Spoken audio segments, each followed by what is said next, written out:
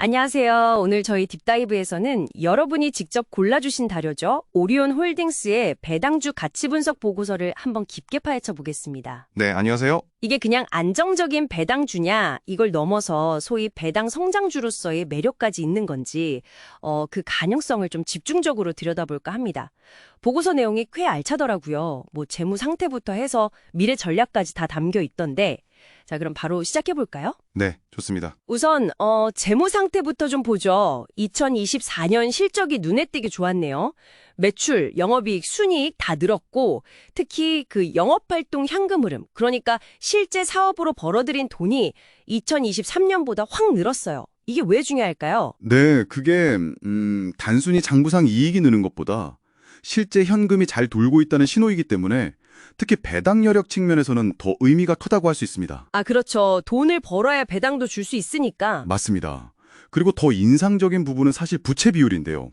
이게 2022년부터 2024년까지 계속 25% 미만, 최근에는 21%대까지 내려왔어요. 와, 21%요? 굉장히 낮은데요? 네, 맞습니다.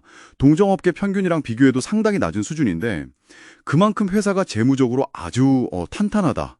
그리고 뭐 외부 충격에도 흔들림 없이 배당을 지급할 능력이 뛰어나다. 이걸 보여주는 거죠. 재무가 이렇게 탄탄하다는 건 알겠는데 사실 중요한 건 이걸 주주들한테 얼마나 돌려줄 의지가 있냐 이거잖아요. 배당 정책은 좀 어떤가요? 네, 그 부분도 명확한 목표를 제시했습니다. 2024년부터 3년간 연결 재무제표 기준으로 벌어들인 순이익 중에서요.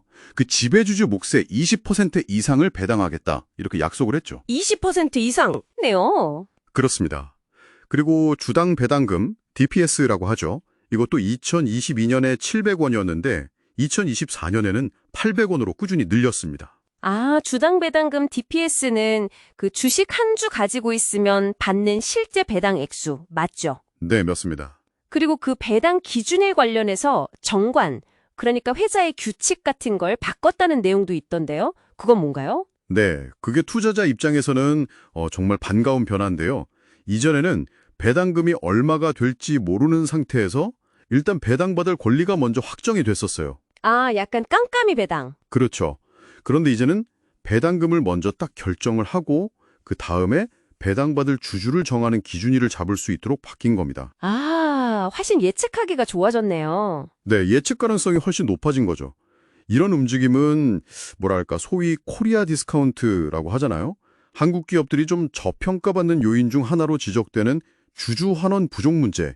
이걸 좀 개선하려는 의지로 읽을 수 있습니다. 주주 친화적인 정책을 펴는데 혹시 다른 이유도 좀 있을까요? 아, 네. 바로 그 높은 내부 지분율을 빼놓을 수가 없습니다. 최대 주주하고 그 특수관계인 지분을 다 합치면 60%를 훌쩍 넘거든요. 60%나요? 네. 보고서에 따라서는 뭐 63.9%다, 66.5%다 약간 차이는 있는데 어느 쪽이든 경영권이 매우 안정적이라는 뜻이죠. 그렇군요. 그리고 동시에 이게 지배주주의 이익이 배당과 직접적으로 연결이 되기 때문에 아무래도 꾸준한 배당 정책을 유지할 가능성이 높다 이렇게 보는 시각이 많습니다. 와, 근데 진짜 미래 성장 목표를 보니까요. 이거 정말 야심차던데요. 2030년까지 매출 5조 원에 영업이익 1조 원이라니 이건 위해서 뭐 8,300억 원 투자 계략까지 밝혔다고 하고요.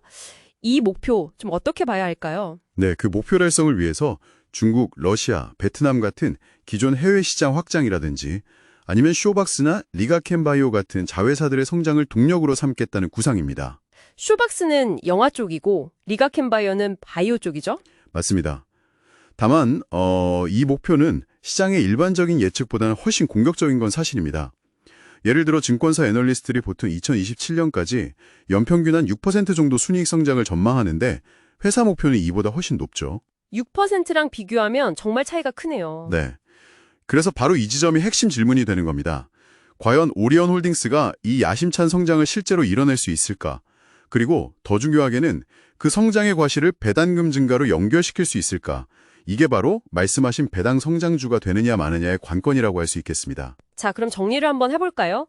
오늘 살펴본 보고서를 보면 오리온 홀딩스는 일단 부채 비율이 굉장히 낮고 재무 구조가 아주 탄탄하고요. 네, 그렇죠. 그리고 명확한 배당 정책, 또 실제로 배당금을 꾸준히 늘려온 걸로 봐서 주주 환원 의지도 보여졌고 네. 또 높은 내부 지분율은 이런 정책이 계속될 가능성을 좀 높여주는 요인이고요. 맞습니다.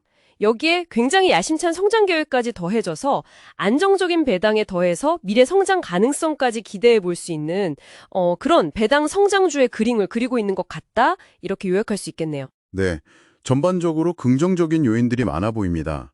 하지만 역시 관건은 그 말씀하신 야심찬 성장 목표를 실제로 달성할 수 있느냐, 이 부분이겠죠. 국내외 시장 상황이라든지 경쟁 환경 같은 여러 변수들을 계속 좀 지켜봐야 알 것 같습니다. 네. 오늘 저희와 함께한 이 딥다이브가 여러분의 판단에 조금이나마 도움이 되었기를 바랍니다. 자, 여러분은 오리온홀딩스의 이 배당주로서의 가치를 어떻게 보시나요? 특히 이 경영진의 공격적인 성장 목표와 시장의 약간은 신중한 시선 사이의 간극, 이 부분을 여러분의 투자 전략에 어떻게 녹여낼지 한번 고민해 보시면 아주 흥미로운 관전 포인트가 될 것 같습니다.